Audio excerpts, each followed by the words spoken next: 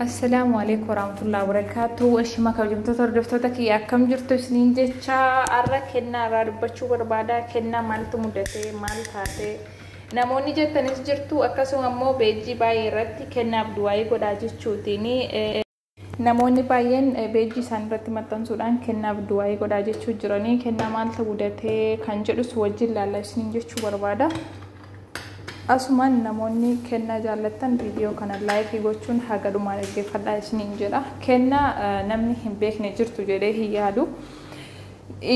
Intala yeroo tokko galama dura gara amantii islaamaatti dhufteera jechuudha. Namuma akkuma keenya dalagataaf biyyaa baatee kennaani as geessee amantii islaamaa barachuutiin ka masqalii ofirraa kuttee gara amantii islaamaatti dhufteera jechuudha.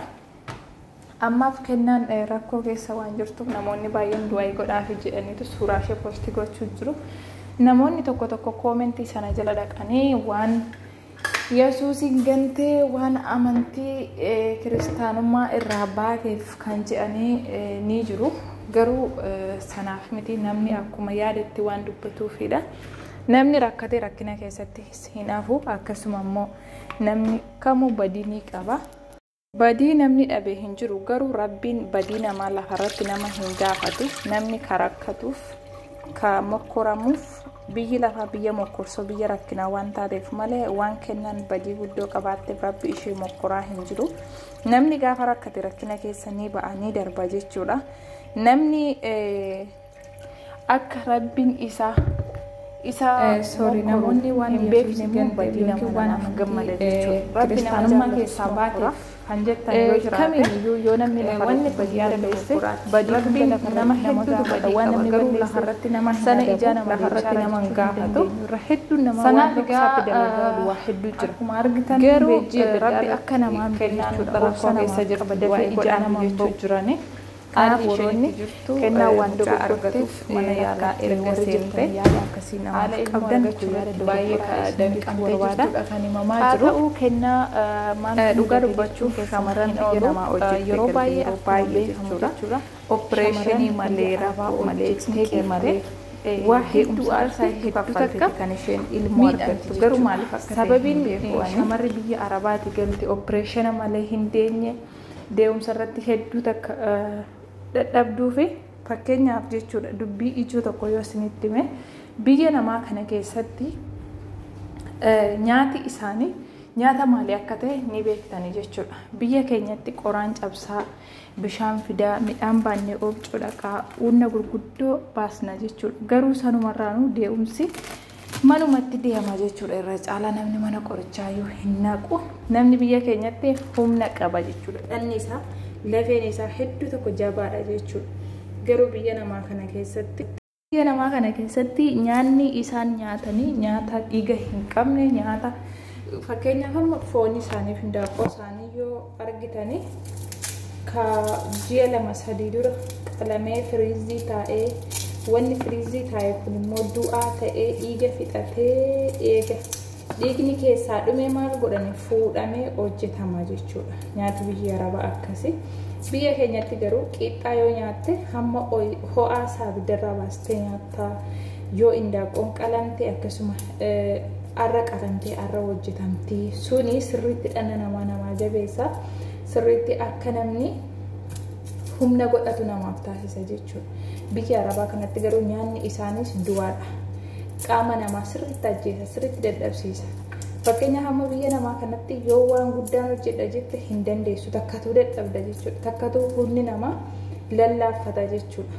Biyya keenyatti waan meeqa hojjechaa humni namaa baay'ee jabaataadha isiniin jechuu barbaada. Maarreegaa kennaan arra akkuma namni kamuu bultii ijaarratee ilmoo argachuuf hawwii qabutti maashaallah isheenillee gara mana yaalaa deemtee jirti jechuudha. Ilmoo argachuu fi isiniin jechuu barbaada. Maarreegaa haalli deemumsaa waan itti jabaatee jiruuf ustaazonni akkasuma namoonni kennaa jaallatan hedduun isaanii du'aa godhaaf jirani. rabbi nagaan ishee eegu jechuun barbaada. Dhugaa dubbachuuf wanni shamarran biyyaa baatee yeroo baay'ee opereeshina malee deenyee akkasuma deemumsitti cimuu kaan immoo ilmoo mayyuu argatu dhabee dhiphatu hedduu jira jechuudha. Biyya namaa kana namni dhufe irra hedduun isaa mokkorama maaliif akka ta'e hin beeku. Rabbi garuu nama jaallatu mokkora. Fakkeenyaaf amma namoonni tokko kanuma osoo umuriin irraan deemne ilmoo dhabanii taa'an jira jechuudha. Ka garaan akkasitti isaan bokokee taa'u. Namoonni keenya barnoota namni ifaa bilisatti baasee isatti mul'ee ni qaanfata. Garuu wantoonni of eeggannoo godhan waa hedduu jira jechuudha. Fakkeenyaaf hamma dubartiin takka yoo oguu abbaa manaa wajjin raftutti oguu ol quunnamtii godhan jechuudha. Ani barnoota irratti hin qaanfadhu waan namni irraa baratu hin fedha jechuudha. Akkaan dubbisettis akkaan namarraas dhageetti jechuudha. Fakkeenyaaf hamma dubartiin oguu abbaa manaa wajjin ol quunnamtii gootu jechuudha. Dhiifamallee narraa taa'adha. Qilleensi yoo qaama isheetti seenu ta'e namni takka yoo miira fedhii keessa jiru ta'e yoo qilleensi fakkeenyaaf hamma shamarree takka gaafa miira jaalalaa keessa galtu qaamni ishee akkam akka ta'u ni beektanii jechuudha. Yeroo sanatti qilleensa eeggatu qabdi shamarran keenya. Yoo qilleensa hin eegganne ta'e yeroo sanatti qilleensi ni seenaa garaan namaa ni bokoka jechuudha. Qilleensi gadameessa namaa rukutuu ni danda'a jechuudha. Haala sanaanii garaan namaa coomas miti akkasumatti kan bokoku hedduu jira jechuudha.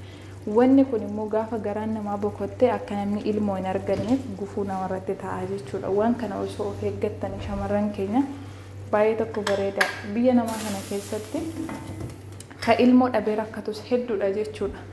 Kaan immoo deemumsa irratti lubbuu isaa dhabus hedduu jira jechuudha.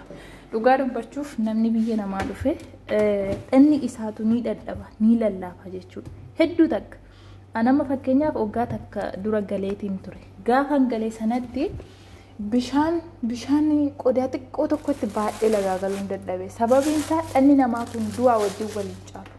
Dhanni namaa du'aa wajjin waliin caalu wallaahi reeffa ta'a jechuudha. Qaamni namaa gaafa biyya namaa kanarraa gadi gala. Sababiin isaa nyaata namni nyaatutu murteessaadha.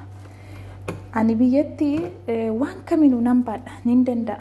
Baay'ee nama jabduun ture jechuudha. Bishaan jarkaanitti baadheetiin galuu ture tuubboo gurguddaatti. Amma garuu bishaan xiqqoo tokko lagarraa fuudhee galuun dadhaba. Sababiin isaa nyaati nu nyaannu kun ofii isaatiiyyuu du'aadha. Dhiiga tokko nu dabalaa hin jiru. Foonuma nu dabala malee jabeenyi qaamaa wanti akkasii hin jiru jechuudha.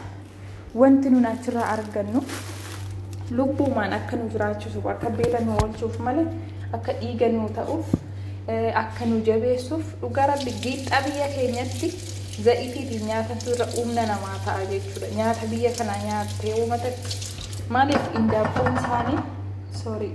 isaanii haddu'ee reeffa ta'e firiiziitii ba'a. Foonillee akka kana kun hedduu takka dhanna nama laaffisa.